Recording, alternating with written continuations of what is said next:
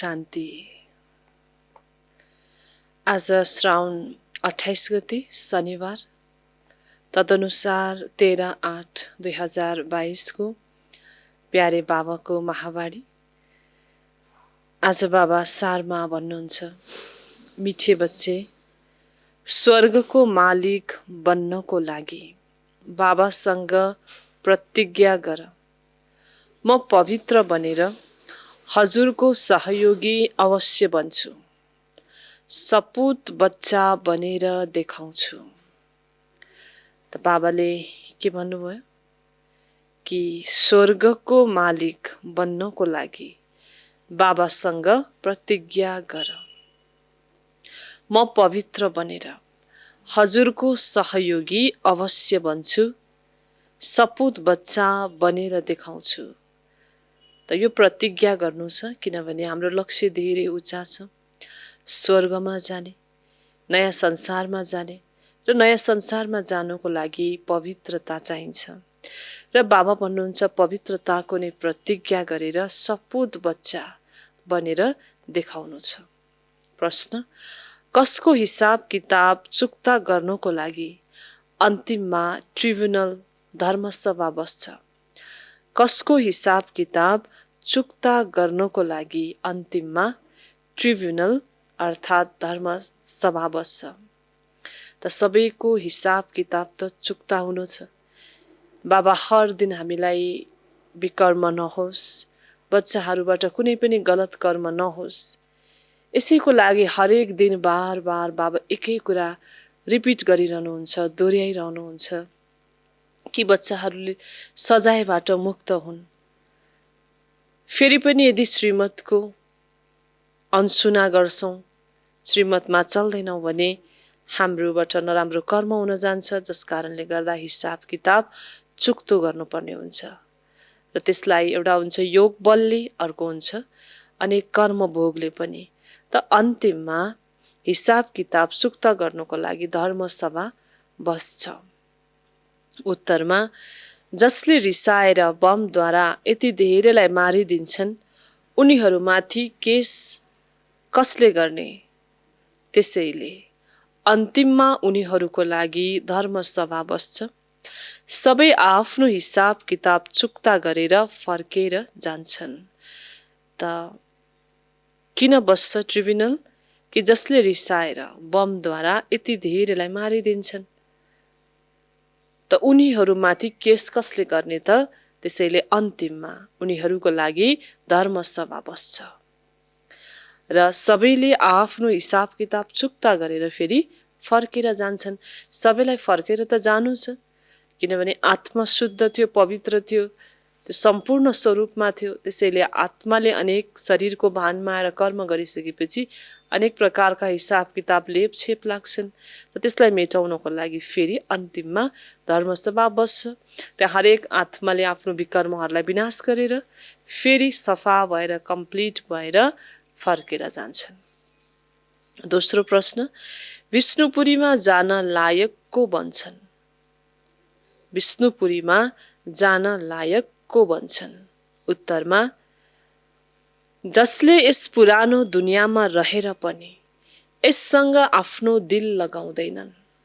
त पुरानो दुनियाँमा रहेर पनि जसले आफ्नो दिल यस दुनियाँसँग लगाउँदैनन्, बुद्धिमा रहन्छ अब हामी नयाँ दुनियाँमा जानु छ, त्यसैले पवित्र अवश्य बन्नुपर्छ।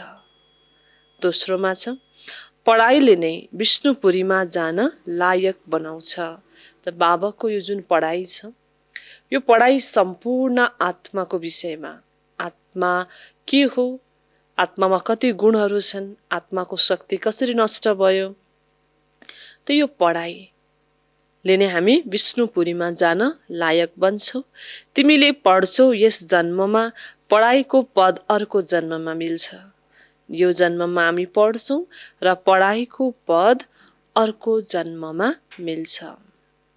गीत छ, तुम्ही हो माता पिता, तुम्ही हो बन्धु सखा। ओम शान्ति।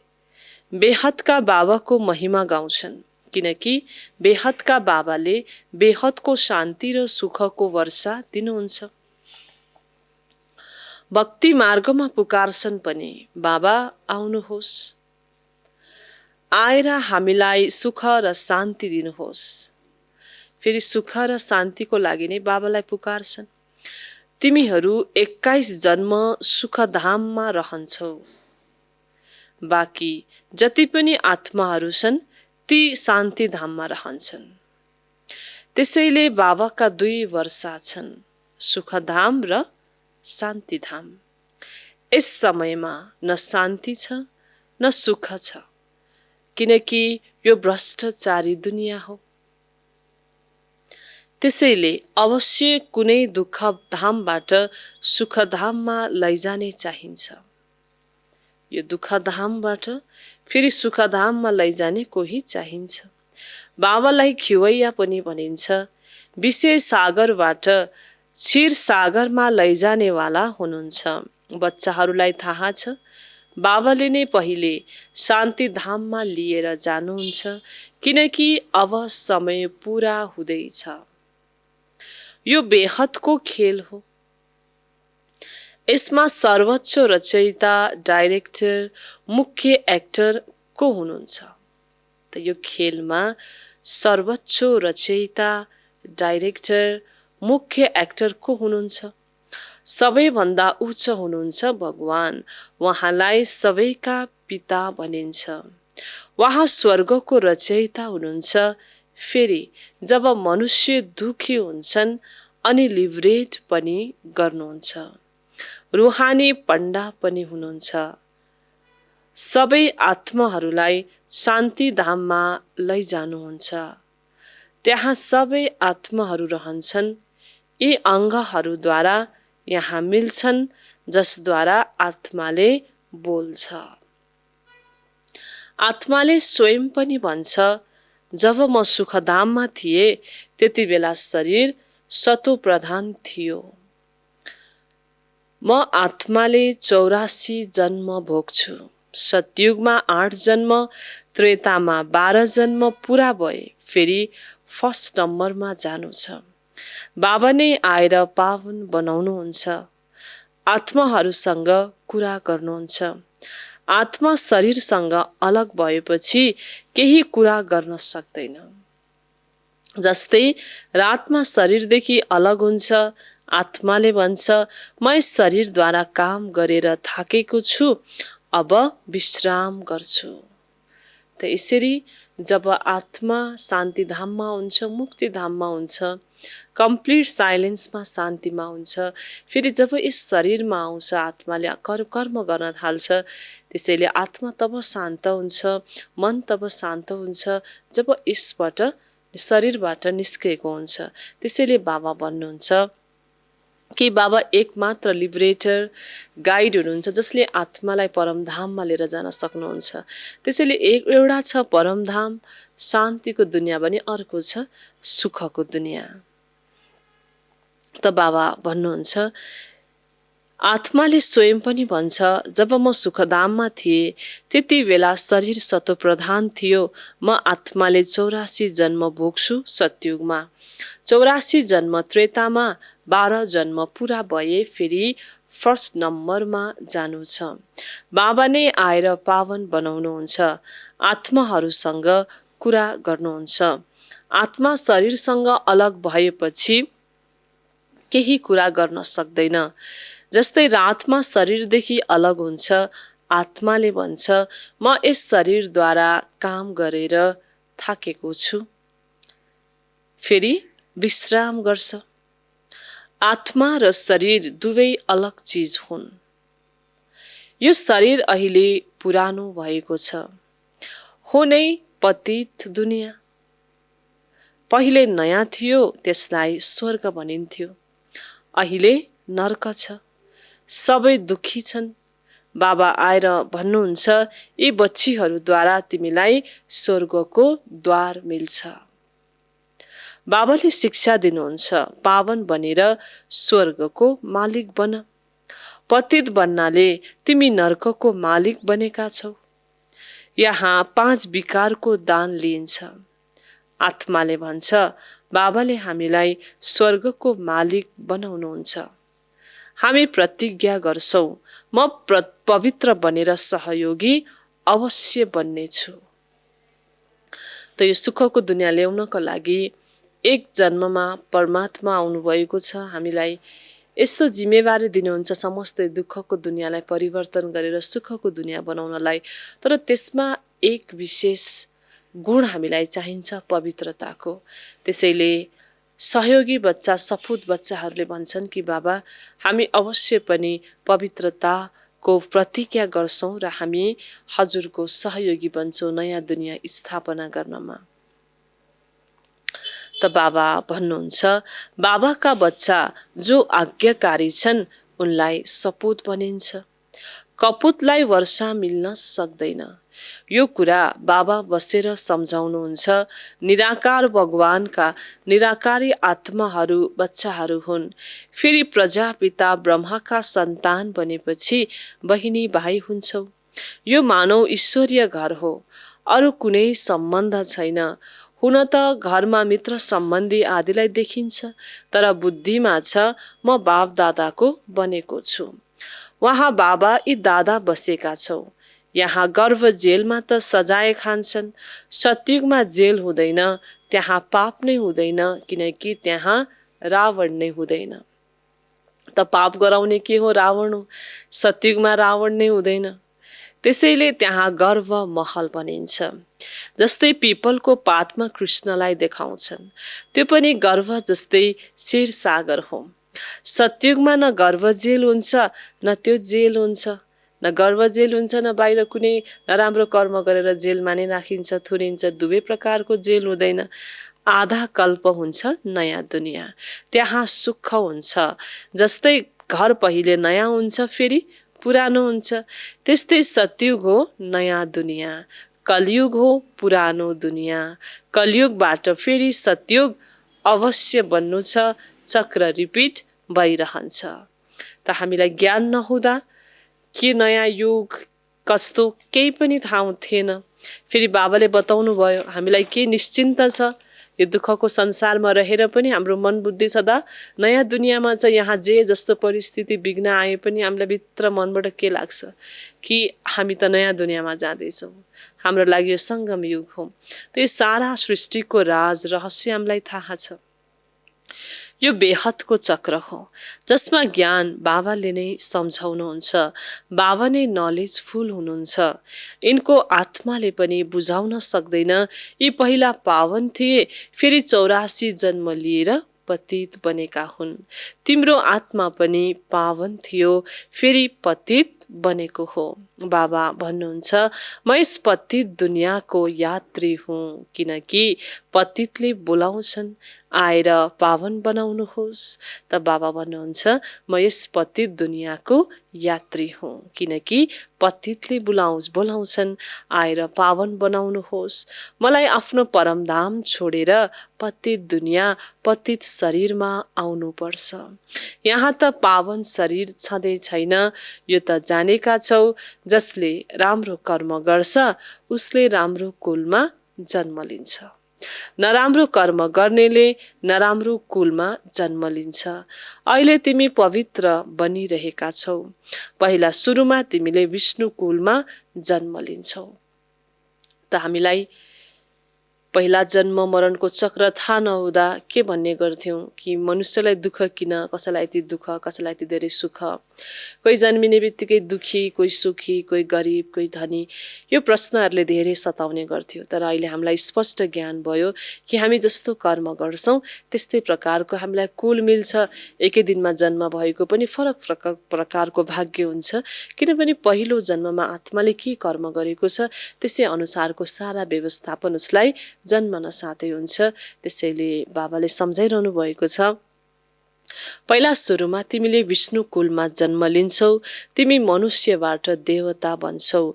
आदि सनातन धर्म कसले स्थापना गर्यो यो कसैले पनि जान्दैनन्, किनकि शास्त्रहरूमा 5000 वर्षको चक्रलाई लाखौं वर्ष लेखिदिएका छन्। यही दुनियाँ स्वर्ग थियो, अहिले त नर्क छ। अहिले जो बाबाद्वारा ब्राह्मण बन्छन् उनै देवता बन्छन्। सोमनाथको मन्दिर कसले बनायो? सबैभन्दा ठुलो यो सोमनाथको मन्दिर जो सबैभन्दा धनवान थियो उसले नै बनाएको हुनुपर्छ। जो सतयुगमा पहिले महाराजा महारानी लक्ष्मी नारायण थिए उनै जब पूज्यबाट पुजारी बन्छन् अनि शिव बाबा जसले विश्वको मालिक बनाउनु भएको थियो उहाँको मन्दिर बनाउँछन्। स्वयं कति धनवान होलान्, त्यसैले त यति ठुलो मन्दिर बनाए जसलाई मोहम्मद गजनवीले लुट्यो। सबैभन्दा ठुलो मन्दिर हो शिव बाबाको। उहाँ हुनुहुन्छ स्वर्गको रचयिता, स्वयं मालिक बन्नुहुन्न। बाबाले जुन सेवा गर्नुहुन्छ त्यसलाई निष्काम सेवा भनिन्छ। बच्चाहरूलाई स्वर्गको मालिक बनाउनुहुन्छ, स्वयं बन्नुहुन्न। स्वयं निर्माण धाममा बस्नुहुन्छ। जस्तै मनुष्य 60 वर्षपछि वानप्रस्थमा जान्छन्, सत्संग आदि गरिरहन्छन्, कोसिस गर्छन् हामी गएर भगवानसँग मिलौं, तर कोही मसँग मिल्दैन। सबैका मुक्तिदाता गाइड एउटै बाबा हुनुहुन्छ, अरू सबै हुन् जिस्मानी यात्रा गराउनेवाला। अनेक प्रकारको यात्रा गर्छन्, यो हो रुहानी यात्रा। बाबाले सबै आत्माहरूलाई आफ्नो शान्ति धाममा लैजानुहुन्छ। अहिले तिमी बच्चाहरूलाई बाबाले विष्णुपुरीमा लैजान लायक बनाइरहनु भएको छ। बाबा आउनुहुन्छ नै सेवा गर्न। बाबा भन्नुहुन्छ यस पुरानो दुनियाँमा कसैसँग दिल नलगाऊ, अब जानु छ नयाँ दुनियाँमा। यस पुरानो दुनियाँ सबै विनाश हुने भएर जान्छ, दुःखको दुनियाँ छ। त्यसैले यसमा दिल लगाउनु अर्थात् दिललाई टुक्रा टुक्रा बनाउनु हो। यसैले दिल बाबासँगै लगाउनु छ। जसको दिललाई टुक्रा टुक्रा भएको दिललाई पनि बाबाले जोड्नुहुन्छ, एकदमै सुन्दर बनाइदिनुहुन्छ। त्यसैले बाबा भन्नुहुँदैछ कि बाबा भन्नुहुन्छ यस पुरानो दुनियाँमा कसैसँग दिल नलगाऊ, अब जानु छ नयाँ दुनियाँमा। तिमी आत्माहरू सबै भाइ भाइ हौ। यसमा पुरुष पनि छन्, स्त्री पनि छन्। सतयुगमा तिमी पवित्र रहन्थ्यौ, त्यसलाई भनिन्छ नै पवित्र दुनियाँ। यहाँ त 5-7 बच्चाहरू पेट चिरेर पनि निकाल्छन्। सतयुगमा नियम बनेको छ, जब समय हुन्छ दुवैलाई साक्षात्कार हुन्छ, अब बच्चा हुँदैछ। त्यसलाई भनिन्छ योग बल। पुरा समयमा बच्चा पैदा हुन्छ, कुनै कष्ट हुँदैन, रुने आवाज हुँदैन। आजकल त कति कष्टले बच्चा जन्मिन्छ, यो हो नै दुःखधाम। सतयुगमा हो नै सुखधाम। तिमीले पढाइ पढिरहेका छौ सुखधामको मालिक बन्न। त्यस पढाइको फल त यसै जन्ममा भोग्छन्। तिमीले यस पढाइको फल अर्को जन्ममा पाउँछौ। बाबा भन्नुहुन्छ मैले तिमीलाई स्वर्गको मालिक बनाउँछु, जसलाई भगवान भगवती भनिन्छ। लक्ष्मी भगवती, नारायण भगवान।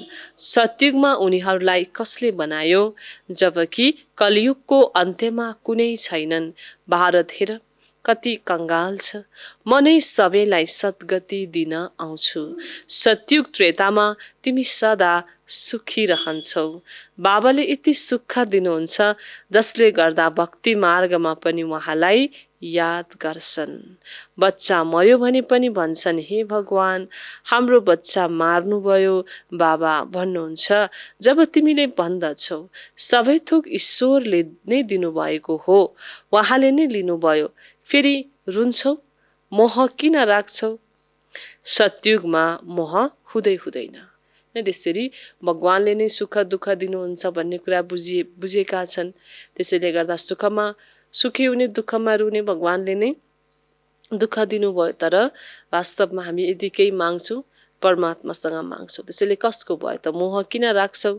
जसको थियो उसैले लानुभयो। सत्युगमा मोह हुँदै हुँदैन। जहाँ त्यहाँ जब शरीर छोड्ने समय हुन्छ अनि समयमा छोड्छन्। स्त्री कहिले विधवा बन्दैनन्। जब समय पुरा हुन्छ वृद्ध भएपछि सम्झन्छन् अब गएर बच्चा बन्छु अनि शरीर छोडिदिन्छन्। सर्पको उदाहरण। अहिले तिमीलाई थाहा छ यो कलियुगी शरीर धेरै पुरानो चोला हो। आत्मा पनि पतित छ भने शरीर पनि पतित छ। अब बाबासँग योग लगाएर पावन बन्नु छ। यो हो भारत खण्डको प्राचीन राजयोग। सन्यासीहरूको त हठयोग हो। शिव बाबा भन्नुहुन्छ मैले यी माताहरूद्वारा स्वर्गको द्वार खोल्छु।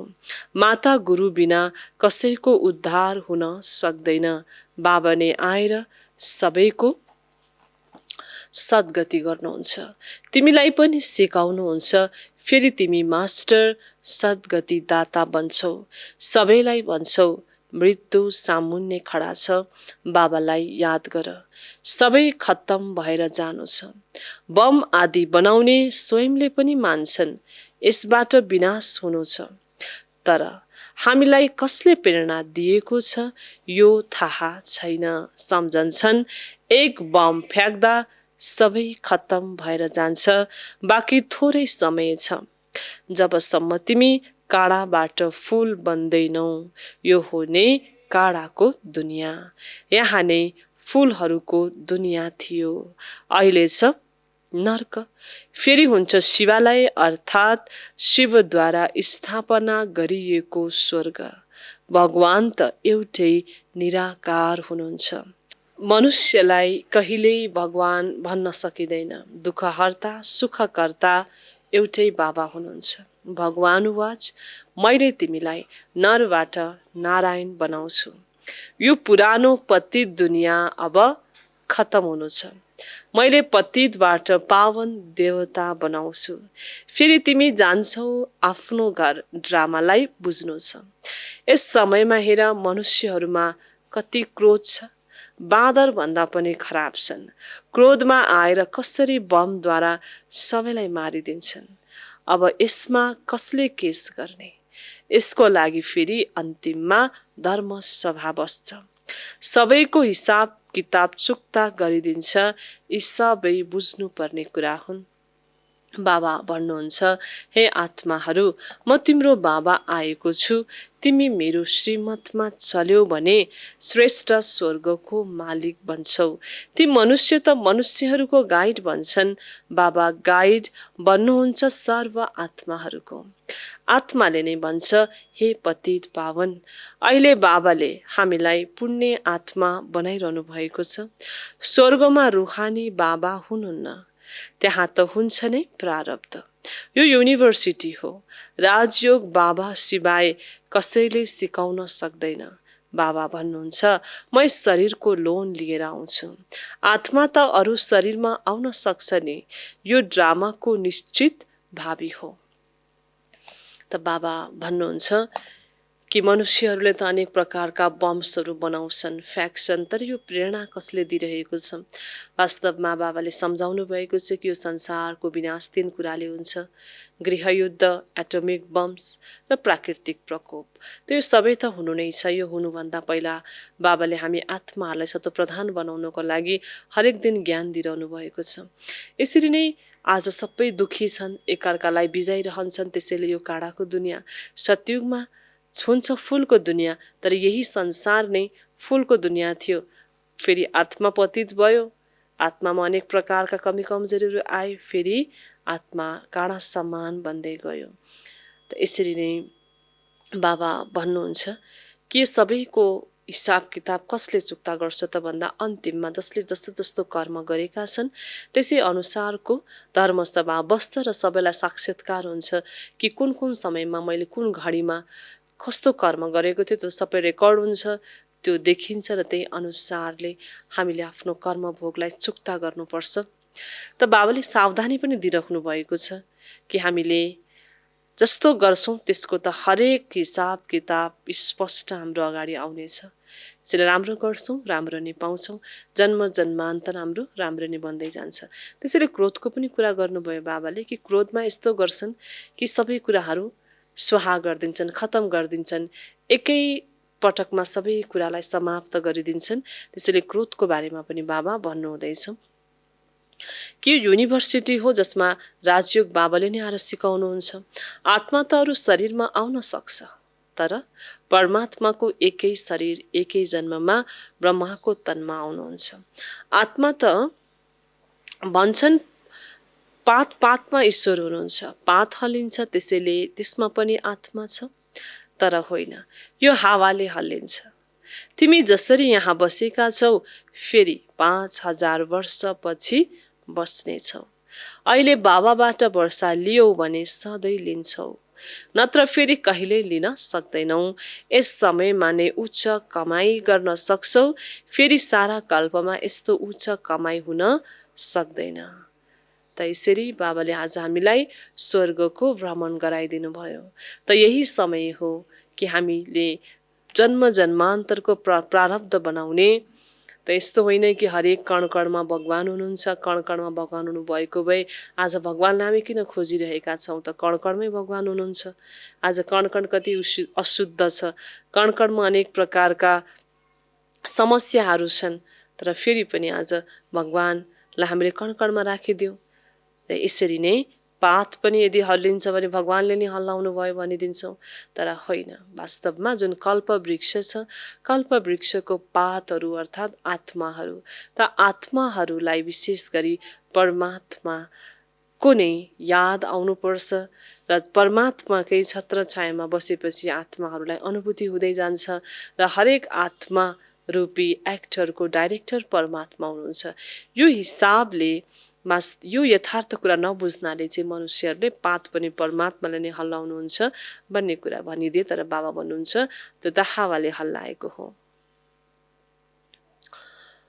नत्र फेरि कहिले लिन सक्दैनौ। यस समयमा नै उच्च कमाई गर्न सक्छौ, फेरि सारा कल्पमा यस्तो उच्च कमाई हुन सक्दैन। अच्छा, मिठे मिठे सिखिल दे बच्चाहरूप्रति माता पिता बाप दादाको याद प्यार एवं गुड मर्निङ। रुहानी बाबाको रुहानी बच्चाहरूलाई नमस्ते। हामी रुहानी बच्चाहरूको रुहानी बाप दादालाई याद प्यार गुड मर्निङ एवं नमस्ते बाबा नमस्ते। धार्नको लागि मुख्य सार, समय धेरै कम छ, त्यसैले काँडाबाट फुल बनेर सबैलाई फूल बनाऊ, शान्तिधाम र सुखधामको बाटो बताऊ। दोस्रोमा, वैष्णव कुलमा जानको लागि राम्रो कर्म गर्नु छ, पावन अवश्य बन्नु छ, सदा रुहानी यात्रा गर्नु र गराउनु छ। समय धेरै कम छ, त्यसैले काँडाबाट फूल बनेर सबैलाई फूल बनाउनु छ, शान्तिधाम र सुखधामको बाटो बताउनु छ। त आज बाटो, यथार्थ मार्ग, यथार्थ बाटो आत्माहरूले पाएका छैनन्, त्यसैले बाटो नपाउँदा अल्मलिन्छन्। त्यही बाटो थाहा छ भने कम समयमा पुग्न सकिन्छ, थाहा छैन भने त्यही थकान हुन्छ। त्यसैले आज सबैलाई सुखधामको बाटो चाहिएको छ कि कहाँ गएर हाम्रो मनलाई शान्ति हुन्छ, कहाँ गएर हामीले आफ्नो गन्तव्यसम्म पुग्न सक्छौँ, यो खोजी छन्। त्यसैले समय धेरै कम छ। फुल अर्थात् जसले सबैलाई सुख दिन्छ, फुलमा सुगन्ध हुन्छ, फुल हरेक शुभ कार्यमा युज गरिन्छ, फुललाई गलाको माला बनाएर लगाइन्छ। त्यसैले फुल आत्मा त्यो हो जसले सर्वगुण सम्पन्न आत्मा धारण गरेको हुन्छ, त्यसमा यति महानता हुन्छ जो हरेक शुभ कार्यमा युज हुन सक्छ। त्यसैले चाहिँ हामीले आफूले पनि फुल बन्नु छ र अरूलाई पनि फुल सम्मान बनाउनु छ। र वैष्णव कुलमा जानको लागि राम्रो कर्म गर्नु छ, पावन अवश्य बन्नु छ, सदा रुहानी यात्रा गर्नु र गराउनु छ। वरदान, विशाल दिल बनेर अखुट खजानाद्वारा सबैलाई भरपूर बनाउने मास्टर दाता भव। तिमी दाताका बच्चा, मास्टर दाता हौ। कसैसँग केही लिएर फेरि दिनु, त्यो दिनु होइन, लियो र दियो भने यो व्यापार भयो। दाताका बच्चा विशाल दिल बनेर दिँदै जाऊ। अखुट खजाना छ, जसलाई जति चाहियो त्यो दिएर भरपूर बनाउँदै जाऊ। कसैलाई खुसी चाहिएको छ, स्नेह चाहिएको छ, शान्ति चाहिएको छ, दिँदै जाऊ। यो खुल्ला खाता हो, हिसाब किताबको खाता होइन, दाताको दरबारमा यति बेला सबै खुल्ला छ। त्यसैले जसलाई जति चाहियो त्यति देऊ, यसमा कन्जुसी नगर। त दाता परमात्मा दाता जो हरेक विश्वका आत्माहरूले सबै भरपूर त छन्, मनुष्यमा बाह्य रूपले केही कमी त छैन, फेरि पनि केही माग्नु पर्दा परमात्मासँग गएर माग्छन्। तर हामी वही परमात्मा वही दाताका अत्यन्तै नजिक अत्यन्त प्यारा निकटका बच्चाहरू हौँ। त्यसैले हामीले पनि उहाँ सम्मान बन्नुपर्छ। जसरी बाबाले सदा दिइरहनुहुन्छ, कहिले पनि हामीबाट केही लिनुहुन्न। यदि केही लिनुहुन्छ भने हाम्रो नराम्रा कमी कमजोरी लिनुहुन्छ। त्यसैले बाबा भन्नुहुँदैछ कि कसैलाई पनि केही दिएर लिनु त्यो भयो व्यापार, बिजनेस भयो। हामी दाताको बच्चा विशाल दिल बनेर हामीले दिँदै जानु छ। अखुट खजाना छ हामीसँग, जसलाई जति चाहियो त्यति हामीले दिन सक्छौँ। कसैलाई खुसी चाहिएको छ, कसैलाई स्नेह प्रेम चाहिएको छ, हैन, प्रेमका भोको छ, प्रेम सच्चा प्रेम चाहिएको छ भने कसैलाई शान्ति चाहिएको छ। त हामी बच्चाहरूलाई बाबाले सर्व गुणले भरपूर गरिदिनु भएको छ। हामीले जसलाई जे चाहियो त्यही दिनु छ। यो खुला खाता हो, हिसाब किताबको खाता होइन। दाताको दरबारमा यति बेला सबै खुल्ला छ। त्यसैले जसलाई जति चाहियो त्यति देऊ, यसमा कन्जुसी नगर। स्लोगन, आफ्नो मनसा वृत्तिलाई यस्तो शक्तिशाली बनाऊ जसबाट नराम्रो पनि राम्रो बनोस्। आफ्नो मनसा वृत्तिलाई यस्तो शक्तिशाली बनाऊ जसबाट राम्रो पनि नराम्रो बनोस्। त यसरी बाबाले आज हामी बच्चाहरूलाई ज्ञान अमृत बिहान बिहान पिलाउनु भयो। हामी बिहान अमृत बेलामा उठ्छौँ, अशरीरीको अभ्यास गर्छौँ, सारा दिनको चार्ट लेख्छौँ, बनाउँछौँ, त्यही अनुसारले सेवा पनि गर्छौँ। सेवा गर्दा गर्दा कुनै प्रकारको हलचलहरू आउँछन्, फेरि भोलि बाबाले मुरलीबाट हामीलाई सुल्झाउनुहुन्छ, सम्झाउनुहुन्छ। त्यसैले आज बाबाले हामी बच्चाहरूलाई ज्ञान श्रृङ्गारले श्रृङ्गारित गर्नुभयो। यो श्रृङ्गारलाई सारा दिनभरि सुरक्षित राख्नेछौँ। यस्तो होइन कि मायाले यो श्रृङ्गारलाई बिगारिदियोस्। हाम्रो वृत्ति जति शुद्ध हुन्छ, जति श्रेष्ठ हुन्छ, त्यति नै हामीले नराम्रोलाई पनि राम्रो बनाउन सक्छौँ। हामी दाताका बच्चा हौँ। संसारमा सबैको हात देऊ, मलाई बुझ भन्ने छ। त्यसैले हाम्रो कर्तव्य हो सबैलाई दिने, जसलाई जे आवश्यकता छ त्यही दिँदै जाने। हामीलाई बाबाले सच्चा मार्ग बताउनु भएको छ। हामीले पनि अन्यलाई सच्चा सुखधामको बाटो बताउने, वैष्णव कुलमा जानको लागि राम्रो कर्म गर्ने, आफू पनि फूल समान बन्ने, अन्यलाई पनि फूल जस्तो बनाउने, क्रोधको भूतलाई आफूबाट निकालिदिने। त्यही विविध कुराहरू आज बाबाले हामी बच्चाहरूलाई बताउनु भएको छ। सारा दिन यसलाई मनन चिन्तन गर्नेछौँ, याद गर्नेछौँ। बाबालाई याद गरेर नै हाम्रो आत्माको विकर्म विनाश हुन्छ। त्यसैले मालिक बन्नको लागि हामीले प्रतिज्ञा पनि आज गर्नु छ कि बाबा हजुरले जुन ज्ञान योग शक्ति हामीलाई भर्नु भएको छ त्यसलाई सधैँ कायम राख्नेछु र विशेष पवित्रताको गुणलाई धारण गरेर यो श्रेष्ठ कर्ममा म लाग्नेछु। अच्छा, ओम शान्ति।